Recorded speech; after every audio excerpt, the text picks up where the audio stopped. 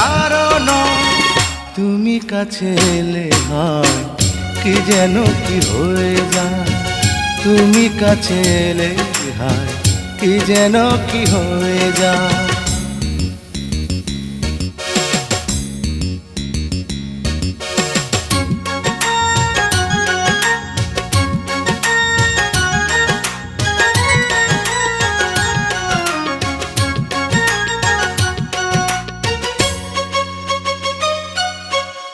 একটাই পৃথিবী, একটাই জীবন, এই জীবনে তুমি আমার আপন।